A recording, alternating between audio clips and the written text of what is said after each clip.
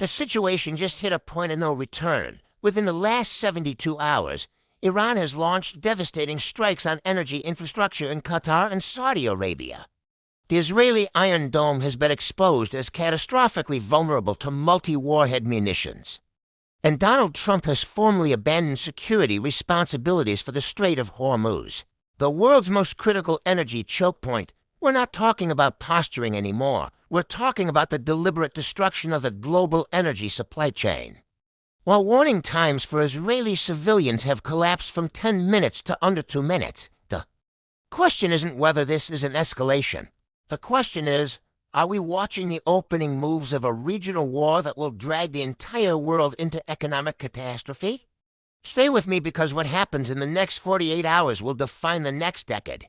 Welcome to Flashpoint, your frontline analysis from military conflicts and geopolitical chess moves that mainstream media won't explain.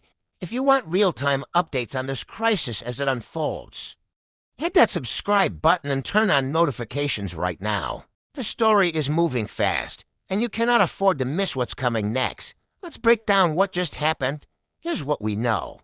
Following the assassination of Iranian Intelligence Minister Ismail Khatib in airstrikes attributed to joint U.S.-Israeli operations, the Islamic Revolutionary Guard Corps launched precision retaliatory strikes on the Ras Laffan gas field in Qatar and an oil refinery in Saudi Arabia. The IRGC's official justification?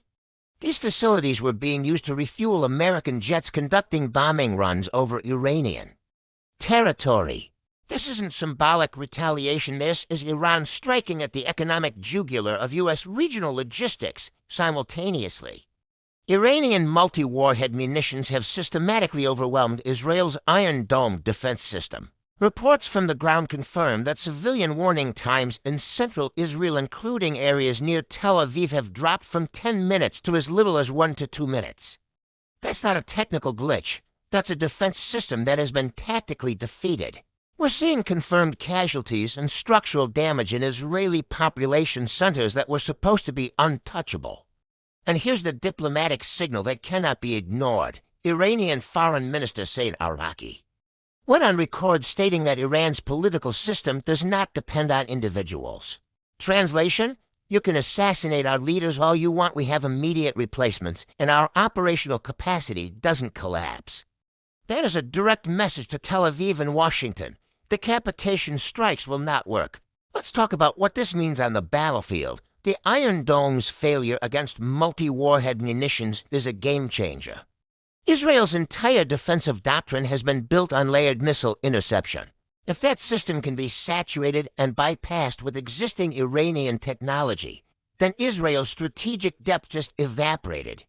We're not talking about theoretical vulnerability, we're talking about confirmed hits and defended airspace with drastically reduced civilian warning times. That fundamentally alters the calculus for any Israeli preemptive strike, because now they know their home front is not secure on the offensive side. Iran's willingness to strike Saudi and Qatari energy infrastructure is a direct escalation beyond proxy warfare. These are U.S.-aligned Gulf states. This is Iran saying, if you provide logistics support for strikes on our territory, you are a legitimate military target. The IRGC isn't bluffing. They've demonstrated precision capability and operational reach. The message to Riyadh and Doha is clear. Your partnership with Washington comes with a price tag you may not be willing to pay. Now add this to the equation. Iran has shown it can replace leadership instantly and maintain operational continuity. That means decapitation strategy is the preferred tool of both Israel and the U.S. are off the table as a viable endgame. You're not fighting a regime dependent on individual strongmen. You're fighting a system. And here's where it gets catastrophic. Donald Trump has formally stated that the United States will no longer guarantee security for the Strait of Hormuz. His reasoning? The U.S. doesn't depend on that route for energy anymore. So European and Asian allies who do should protect their own shipping lanes. Let that sink in. 20% of the world's oil passes through that strait. If Iran decides to shut it down, or if ongoing strikes destroy the energy infrastructure feeding into it, it becomes irrelevant. Then anyway, because there's no product to transport, The UK is already reporting fuel price spikes and rationing threats. Europe is staring down an energy crisis that makes the 2020 natural gas shortage look like a dress rehearsal. And Trump's position is, not our problem. This is the abandonment of the post-World War to security architecture in real time. The global economy runs on the assumption that the U.S. Navy keeps critical choke points open. That assumption just died. Meanwhile, the UK is tearing itself apart from the inside. Conservative MP Nick Timothy described Muslim prayers in Trafalgar Square as an act of dominance that shouldn't be tolerated in public spaces. Prime Minister Keir Starmer demanded his resignation, pointing out that Christian, Hindu, Sikh, and Jewish prayers happen in the exact same location without controversy. But Conservative leader Kemi Badenoch doubled down, defending Timothy's comments as protecting British values against political Islam. The BBC gave this airtime without meaningful pushback.